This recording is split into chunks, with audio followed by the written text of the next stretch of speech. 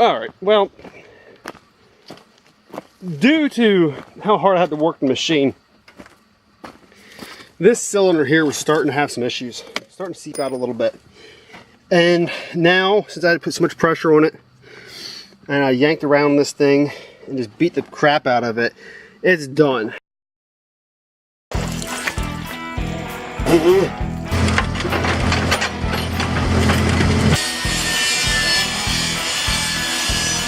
1911. Yeah, I've been using it. On a pillow.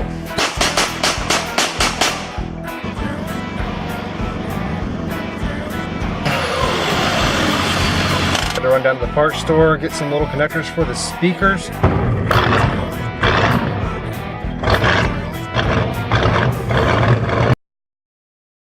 And all your fluids is coming out past this sweeper. The inside of that is filled with fluid, as you can see.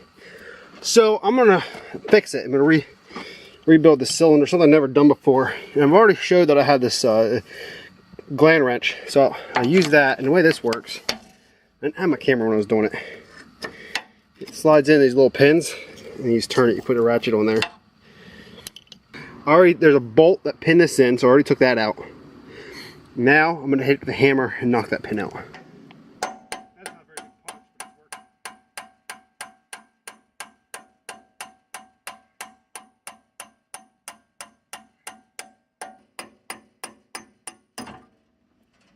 Oh, it's gonna be a lot of fluid. Yeah. It's just a puddle now. I'm gonna kick the machine over real quick, and it should push it up. I'm gonna lose a lot of fluid doing it, but it's just fluid.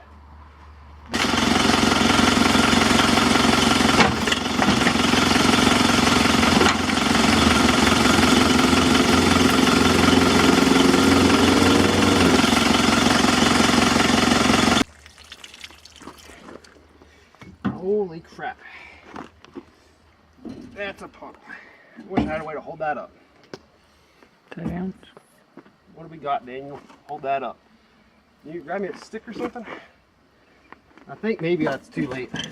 Yep. It's done. Whatever. I'll leak a little bit more out. Alright.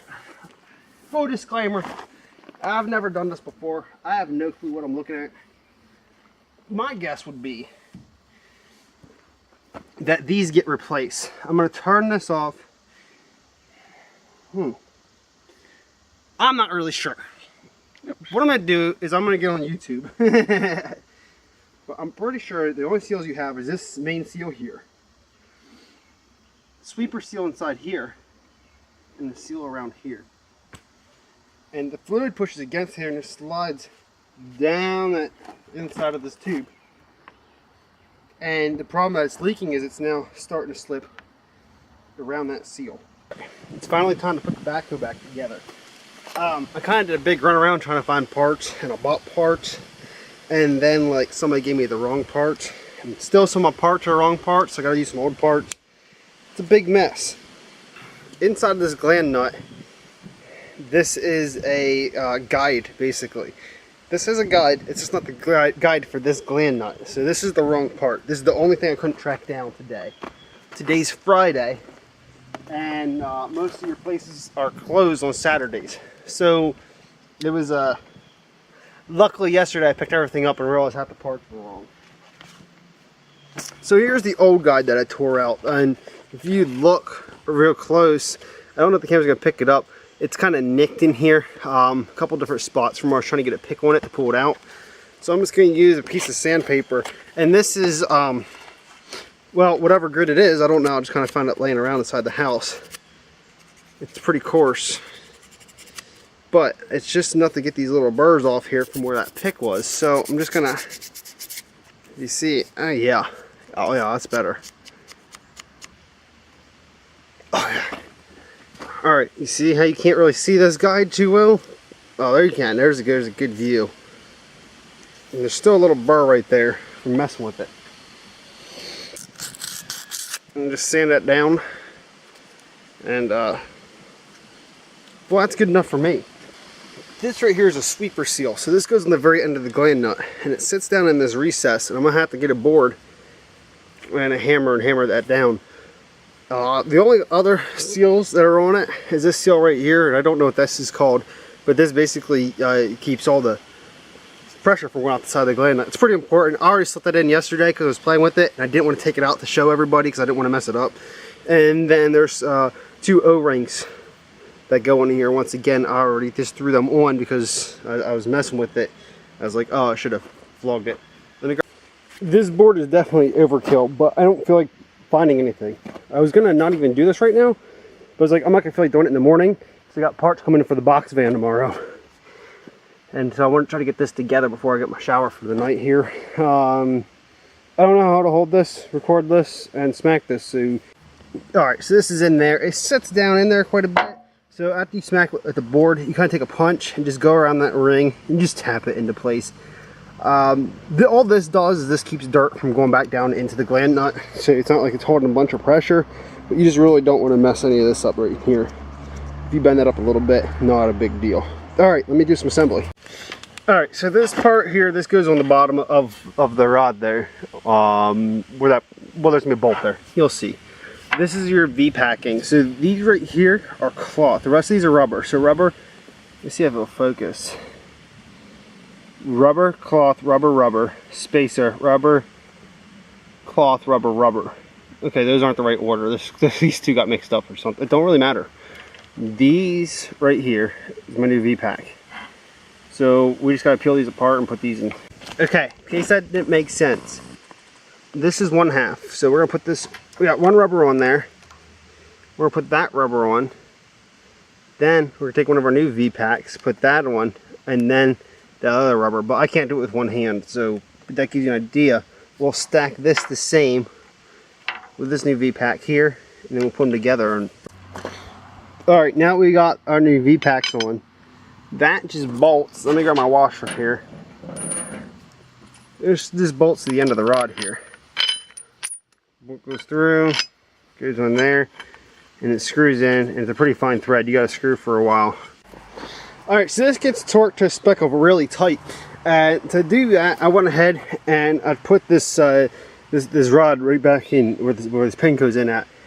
And obviously it's not sitting inside the cylinder at all, but it can't roll back and forth. So that allows me to then, this is a 1.1/8" socket, so I mean they're pretty big hefty bolts.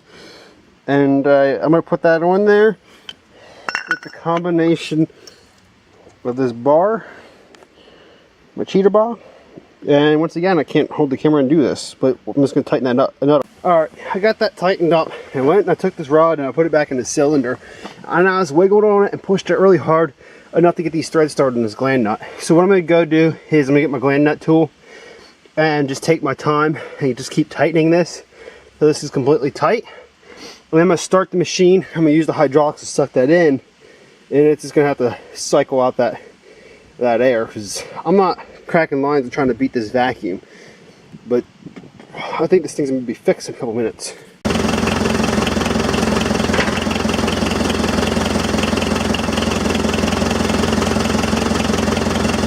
Now I know there's fluid leaking out there. That's fine. I just had to get, I'm zoomed in. I just had to get pressure off this. I just had to get pressure off that gland nut. Because it's too much to turn it in without that cylinder being back far enough. So, alright, well, we got this back together. I do want to turn this little tire, it's still a gas. Right now, it's getting dark, I'm done for the day. My hands are covered in hydraulic fluid, everything's slipping. I might even wait to get a second pair of hands to help me tighten that up. The last half turn. This side, it just took a little bit of finesse, some screwdrivers, a hammer, 5-bar. We got this pin in, I even got it back so I can put this bolt, a nut and that bolt back together. So I'm going to tighten that up, shut the machine down, clean up, and call that a night. I'm going to do a bit of a review. I'm going to do a review here. This is, and I showed you this is a Gland Nut Wrench that I purchased. This is an adapter from a 1/2 inch to a 1/4 or a 3/4 drive, sorry. I showed when I got this.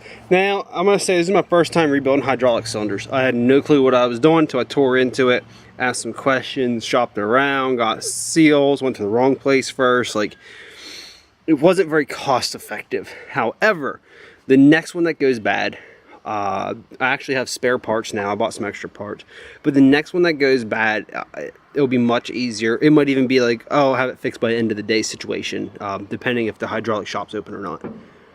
I understand a lot more how they work, and it was an awesome project. Now, this Gland Nut Wrench I got was $35 on Amazon, and I'll try to remember to put a link in the video for it. I don't know how I feel about it. It's kind of a pain to work with, but that could be because I don't know what I'm doing. So for one, these pins, there's 2 different size pins. I use a smaller one. They will slide around. They are replaceable because there's a little Allen. I don't know if you can see there. Anyway, there's a little Allen screw in there.